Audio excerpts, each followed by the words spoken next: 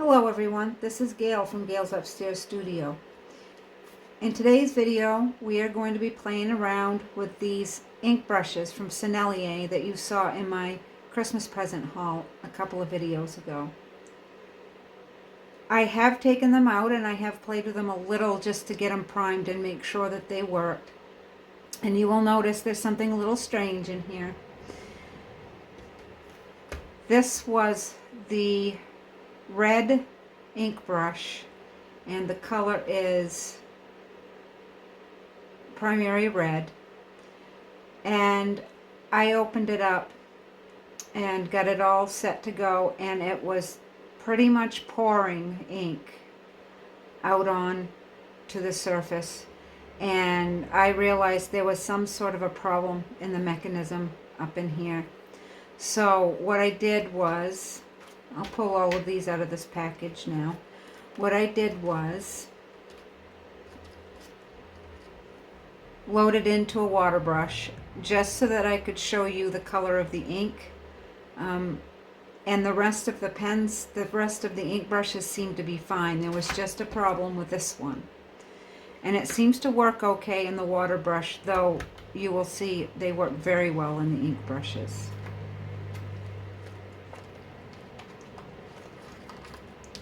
Take them out of the package.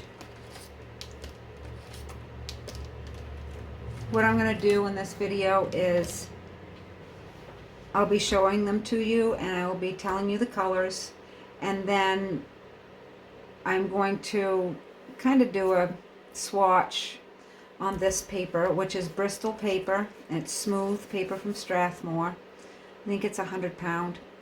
And I'm going to be doing it a little different way. I'm going to be writing on each of these just to show you how it performs as a lettering brush, which I was very pleasantly surprised.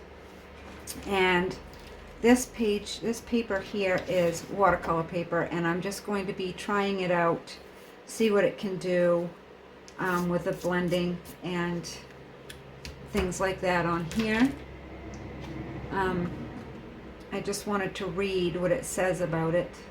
It is in French on this side and it's in English on this side, and it says pre-filled brush, ready for use, watercolor effect, transparency and color intensity, synthetic fibers, referring to the brush tips.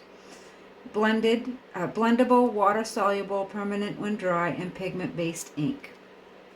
So that's why I've got the watercolor paper out. I want to see what it can do for that. But we're going to put that aside for now. I have the red is permanent. Let me make sure. It was primary red. And then we have lemon yellow.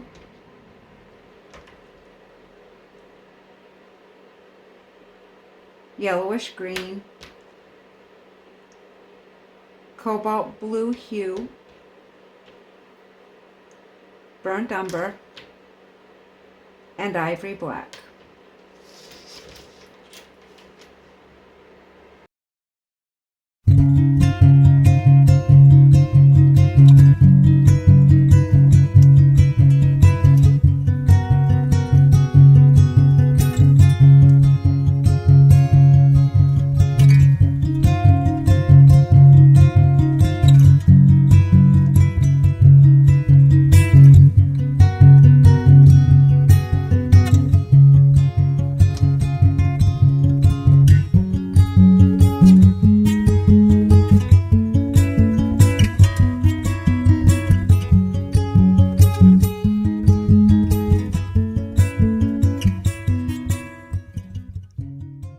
As you can see, I was having a little bit of flow problem with the black too, though that wasn't giving me problems before, so I'm going to work on that a little bit. But as you can see, the brush control on all of these is really well, and I don't know if you can see the yellow very much, but the brush control is great. The ink colors are nice and vibrant. So in lettering, it's going to be okay, I think. And I forgot to mention, they came This is where it screws apart, and it came with this black band in between here. And so you take this black band out, and then when you screw it back on, it punctures the black part to let the ink go all the way through. Now we are going to get rid of the black ink that I put on there. We're going to take our watercolor paper and just do a little playing around and see how it flows into one another and things of that nature. And we'll start with the red again.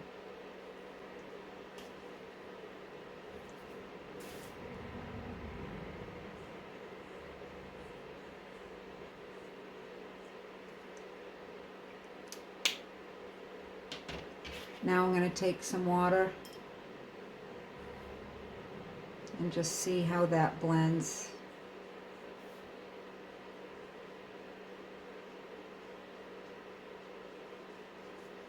It does blend out. There's still a little bit of a hard line there, but it blends out pretty nicely. And we'll time lapse the rest of this.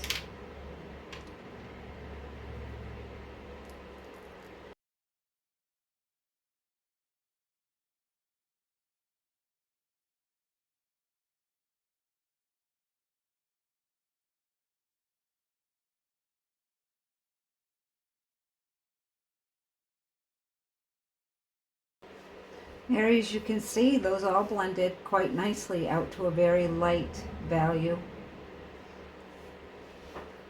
And the only thing about it is with watercolor paper, the ink sinks in pretty quick, so you have to be quite quick to the brush if you want to blend that out. Now I'm going to just test to see how a blended letter would work for this. And so I'm going to outline, I'll do a G since it's the first letter in my name. I'm going to outline it in a micron pen and then fill it in with a blended color and see how that goes for us. And I'll time lapse this as well.